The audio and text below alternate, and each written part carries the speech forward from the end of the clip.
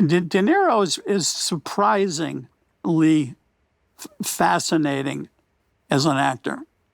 Not surprisingly, and always. In this way, I'll just tell you one quick thing. We have the scene coming up, and it takes place in a restaurant. And because we had made a bunch of, changes along the way, and we're getting to this particular scene, and we're about half hour away from shooting, and I realize we have covered a lot of these elements in earlier part of the movie, and in the scene is going to be rather redundant. So we're half away from ready to shoot, and I tell this to Bob, and he goes, yeah. I said, so I think we got to we have to find something else here to put in here. And what about if she starts asking you about when you were younger, when you were a kid, and we'll build on that. And rather than going, I don't know, I got to do, I say, yeah, let's see where that goes. Let's see where that goes. And I talked to the actress, and that scene in the restaurant. Did you give them actual pages or just? No pages, not. Just talk to them.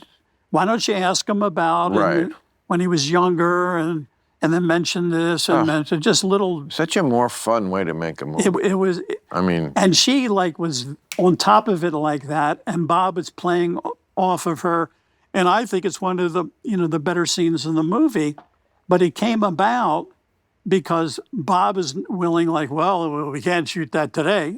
I got to think about it. I have to whatever. No, he jumped into it and went with it, and the two of them together. Well, it shows how much he loves what he does. And he is, I don't know him well. He liked me enough to do real time, which he doesn't do a lot of stuff like that. Right. And so, I was thrilled about that. But he is a lifer. That is a guy who, really always wants to be on a set, I feel. That's the impression I get. He certainly never stops working. No, he does work a lot, but he does, he'll go on these vacations and family, and he does all those things, and he'll come back and they'll do that. I bet you itching to get back. Yeah, look, it's obviously in his blood. So did you shoot all the sequences when he was in one character in a row so that he wouldn't have to get out of that and back it? No, so he could do the one guy in the morning and the other guy in the afternoon? Yeah. Or in some cases, it would have to be the next day because we had to redo everything. But it was not let's do all this and then we'll come back. We would. But it does suggest to me a guy who, still at the top of his game, and he wants one more sort of challenge, an even higher challenge than just being a character. It's being two. But here's the thing. It's got to be a little tough. Here's what's so amazing about him. It's that he doesn't just. You'll spend time. We'll get together at lunch when there's certain scenes, and we'll go over it and talk about it. So maybe if I said a little thing about that and mentioned the so and so. Say, yeah, that's fine. We'll do that. I'll mention that. And I think maybe we need a little something, that kind of conversations we would have.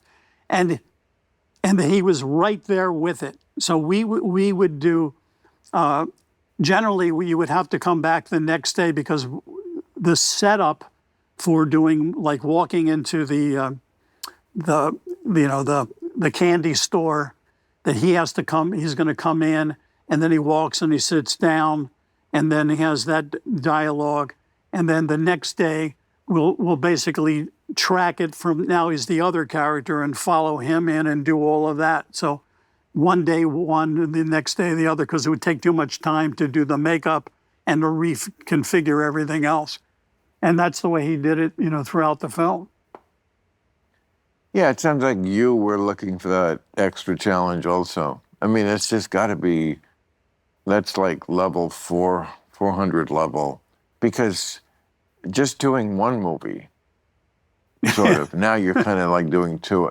It just. It was a challenge, but he really does go over it. And then it's not like I can only do this. He may still expand in a way because he's got the groundwork of it all. He's got. So it was in place. everybody always like Warren Beatty? Was he the same way? Like Bugsy, one of my faves. You like? Would you say he was the same kind of actor, or was that? No, they're different. They're He different. wants the dialogue as it is. No, he might change it in the scene, but there's a different way of approaching it, and going on and discussing it, and sometimes trying to figure out, well, how are we going to handle this moment? And You guys made such an interesting character because, again, a gangster. So there's certainly that side of it, but all the stuff with the wife, and the cooking with the chef's hat, and like, it's just stuff you would not expect. You know what I mean? And it just makes him. I mean, he's the title character. You can't hate him, no, and you don't. no, because he was actually, incredibly charismatic, according to everything we ever read. And when he came out to Hollywood, he was like a star. He was a mobster, but he was a star. So, he was at Ciro's and he was there and he was always well dressed and all of that kind of craziness. Yeah, but movie stars don't drive up to somebody's house and say, look, I'm going to give you $1 million for this house and you're going to move out or your brains will be on the rug. That is something Jimmy Cagney never did. Maybe in a movie he did it, but and I assume he did stuff like that. I mean, that's what happened. According to Was that things. a real story? No, yes, that is. He just saw the house he liked. He saw and he the made house the he guy liked it. He gave him enough money to say, here, you can go ahead. Well, he also threatened. It wasn't like the guy could say, it's not for sale at any price. But he threatened him in a very affectionate way. He made him an offer he couldn't refuse.